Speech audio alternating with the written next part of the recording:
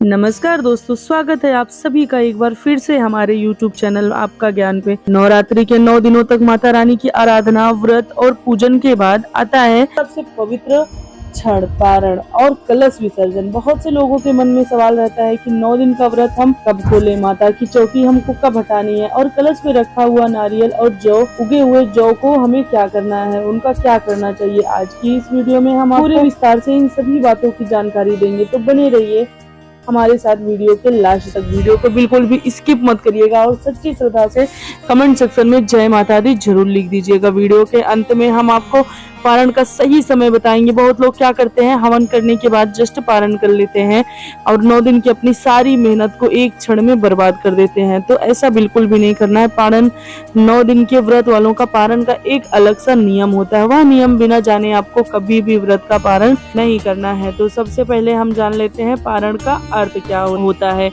व्रत का समापन 9 दिन व्रत करने के बाद 10वीं तिथि या 9वीं पूजन के बाद पारण किया जाता है। यदि अष्टमी और नवमी एक ही दिन हो तो 9वीं के दिन हवन और रंजक पूजन के बाद पारण करना चाहिए। पारण की प्रक्रिया सबसे पहले सुबह स्नान करके माता रानी की पूजा करें, कन्याओं को आमंत्रित करें और उन्हें भोजन करवाएं। हलवा, पूरी, चना कन्याओं के चरण धोकर उन्हें तिलक करें और चुनरी उपहार दें। कन्याओं के भोजन के बाद ही व्रतधारी को पारण करना चाहिए। क्या खाएं पारण में? पहले भगवान को भोग लगाएं, लेकिन उन्हीं लोगों को व्रत पारण ऐसे करना चाहिए जिन्होंने केवल अष्टमी का व्रत रख रखा है।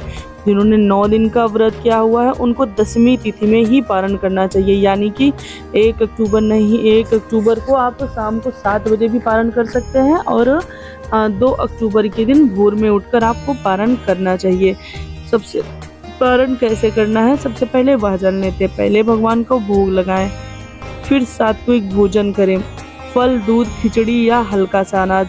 मेरी मानिए तो आप खिचड़ी से पारण करिए, ये बहुत ही अच्छा होता है। और लहसुन, प्याज जैसी चीज़ों बिल्कुल वर्जित होती है। उस दिन भी पारण के समय भी आप बिल्कुल भी मत बनाइएगा। अब नंबर 1, चौकी या वेदी जिस पर 9 दिन माता की रानी की स्थापना की जाती है, उसे 9वीं के दिन हटाना है या 10वीं के दिन विसर्जित करना है। माता की चौकी हटाने से पहले सबसे पहले माता की विधिवत पूजा करें। अगर हवन करना है तो हवन करें, फूल, माला, दीप आदि अर्पित करें। उसके बाद माता से क्षमा प्रार्थना करें और प्रार्थना करके माँ, हमने अपनी श्रद्धा से और सामर्थ्य के अनुसार पूजा की है, किसी प्रकार की त्रुटि हुई हो तो क्षमा करें। नंबर 4, फिर धीरे धीरे चौकी पर रखी वस्तुओं को समेट लें। कलश की महत्ता है। कलश में भगवान विष्णु, गणेश और मातृ शक्ति का वास माना जाता है। नारियल पर त्रिदेव और 7 लोकों का वास बताया गया है, जो धरती माता का प्रतीक है। और उगने वाले अंकुर जो भविष्य की समृद्धि का संकेत देते हैं। नंबर 2, कलश विसर्जन कैसे करें। पहले कलश की पूजा करें। नारियल को उठाकर माता के चरणों में अर्पित करें। यदि संभव हो तो नारियल को किसी पवित्र नदी या तालाब में विसर्जित करें। यदि पास में नदी नहीं हो तो नारियल को घर में रखें और बाद में किसी पीपल या बरगद के पेड़ के नीचे रिस्पेक्टफुली रख दें। नंबर 3, जौ का क्या करें। जौ को अंकुरण देकर भविष्य का फल निकाला जाता है। अगर जौ लंबे और हरे भरे हैं तो साल भर सुख, समृद्धि और अच्छी फसल का संकेत है। अगर पीले या सूखे हैं तो और धन पर ध्यान देना चाहिए। जौ के विसर्जन के लिए नदी में बहा सकते हैं, खेत या गमले में भी डाल सकते हैं। उन्हें धरती को समर्पित करें। नारियल और जौ का उपयोग, नारियल को इस शुभ फल माना जाता है। आप चाहें तो नारियल को परिवार के सदस्यों में बांट सकते हैं, लेकिन आप उस नारियल को परिवार के सदस्यों में बांटिएगा जो आपने साइड में रख रखा है। जिस नारियल को आपने कलश पे स्थापित किया था वो माता का स्वरूप हो जाता है, तो उस नारियल को कभी भी फोड़ना नहीं चाहिए और ना ही उसको खाना चाहिए। उसको नदी या गंगा जी में विसर्जित कर देना चाहिए। और प्रसाद का सेवन उसी नारियल से करिए। 2 नारियल की स्थापना होती है जो हमने साइड में रख रखा है, या फिर किसी पवित्र स्थान पर चढ़ा देना चाहिए। जौ को घर के छत या पौधों में डाल दें।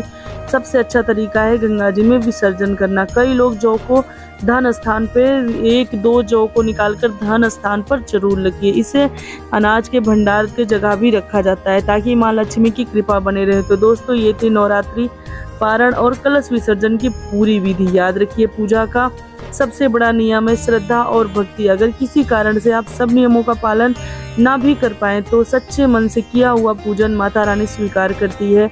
आप सभी के जीवन में माता रानी सुख, शांति और समृद्धि लेके आए, यही मेरी प्रार्थना है। अगर आपको यह वीडियो उपयोगी लगी हो तो इसे लाइक करें, शेयर करें और चैनल को सब्सक्राइब करना मत भूलिएगा। और सच्ची श्रद्धा से कमेंट में जय माता दी जरूर लिख दीजिएगा।